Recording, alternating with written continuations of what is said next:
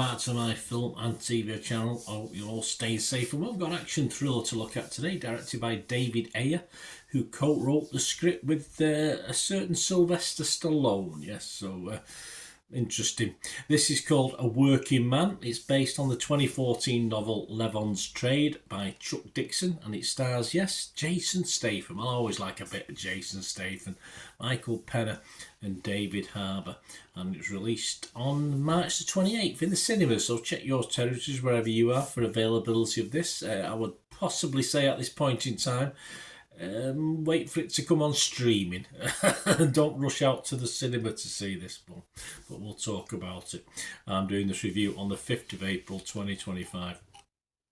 As action thrillers go, and more importantly Jason Statham action thrillers, this is pretty routine, and that's being kind to this one. Certainly one of his lesser efforts. I'll sort of clarify that later on. We've got the damsel in distress storyline. Isn't necessarily his own daughter who does appear in this, or not his real life daughter, but his daughter in the film. But it's like a surrogate daughter that is inherited. Though, to be honest with you, there's very little building of characters here in this to make us care that much about anyone, really, apart from Statham himself. But that's a given, isn't it? We like Jason Statham, even though we don't know a lot about his about the film. It worked. He was a soldier in the British Army for 20 odd years, so he gets away with his accent, of course, over in America, which is fair enough. I don't mind that at all. I mean, not better than him trying to do with a US accent, isn't it? Let's be honest about it. There's more bad guys and girls than you can throw a hard hat at in this one. Again, we know very little about them to properly dislike them that much. We know we don't like them, but we don't know what they've been up to, or even know who is badder than who. You know, we don't. It's very hard to tell who's working for who's connected with who does what, who does the other, and it's even left in a bit of a limbo at the end as well. So unless they're hoping to do a sequel to this, it's just got a bit comic-y in the end, comic booky as well. One guy in the end looked more like the Penguin, not the new Penguin, the old-fashioned Penguin. But there was attempts at humour, but for me that didn't quite work. Tom Ernst from the Origin Sin website, he scored it 58 out of 100. He said, typically action films benefit from a standout villain in an unexpected role, but with A Working Man, Ayer, along with Stallone and Chuck Dixon as co-screenwriters, dilutes the role of the villain so much and so often that it becomes challenging to determine whom to harbour a grudge against or to what extent. Yeah, it's just basically Statham good, everyone else more or less bad on the screen. So it's an interesting mantra, but whether that makes for a good story. Nate Richard gave it 70 though. He quite liked it, obviously, from Collider. He said, with 2 movies under their belts, Statham and Ayer have proved to be the perfect match for delivering entertaining and simple action flicks to the big screen. Sadly, this has a real B-movie action thriller plot that is only elevated by the inclusion of Statham himself. He and we, I think, need more than what we get in this. Certainly for a cinema release as well. James Baradinelli from Real Views website scored it 63, so again he was okay with it. He said, those who want something substantial in their cinematic diets, yes please, may recoil from what A Working Man offers. I probably did. But for anyone else who's primarily concerned to see the righteous slaughter of bad guys at the hands of noble Statham, A Working Man doesn't disappoint. Yes, it's just not substantial enough for the big screen, that's the problem. It's just, you know, Saturday afternoon with a couple of beers, chatting to your mates. You don't even have to concentrate on it that hard.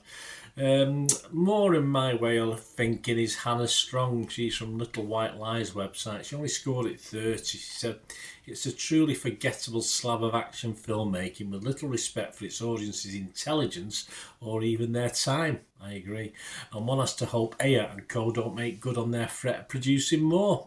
I'm agreeing with Hannah on that one. I'm hoping this, though, is a blip in a good storytelling action thriller to star Jason Statham, because I've generally liked most of his action thrillers. Surely some lesser name could carry this routine fare out rather than landing with Jason in this sort of pretty feeble story. Empire's John Nugent really summed it up for me, really. He only scored it 20, which is a little less than I would score it. He said, like a parody of Jason Statham film without any of the joy that might imply, this working man just doesn't work. Yeah, I mean, it even gets pretty boring when it should be reaching some sort of climax at the end. It's, as I say, it gets all very comic booky where a guy who looks like the Penguin comes into it. Yeah, I did say earlier, didn't I? This is one of Statham's lesser movies. I'll qualify that. I don't think I've seen Statham in a worse movie than this. In fairness, I didn't enjoy it at all. I thought it was bloody awful, but it is liked. There are some people like it, not necessarily Rotten Tomatoes. 125 critics, 64 fresh and 61 rotten, so almost split down the middle, but it's getting a 4.9 out of 10 rating. The consensus of the website, an efficient action flick, really, that delivers on the meat and potatoes of a Jason Statham vehicle while skimping out on the personality. A working man clocks in and out without much fuss or flair. Sort of clocked out for me. Metacritic only 53 out of 100. That's based on 29 critics. 10 were positive, 14 mixed, and 5 negative. Rotten Tomatoes audience. The audience like it. Must be keen Jason Statham fans who just want him to see him on the screen for an hour and a half killing bad guys. 4.2 out of 5 from Rotten Tomatoes. Metacritic 6.4 out of 10. Yeah, with 41. 41 users on Metacritic users there. Internet Movie Database, 7,700 scores and reviews. And it's getting just above that score I like to see, 6.1 out of 10. So as I say, generally I'm a bit down on this. And you'll have to find out, if you go on to TikTok, you'll have to find out my score, because if anything doesn't get a 5 from me, I don't score it, and this is not going to get a score, unfortunately, despite Statham's presence. I'm going to be rotten, or I have been rotten on Rotten Tomatoes. I was negative on Metacritic, and I do expect a lot more from a Statham cinema release.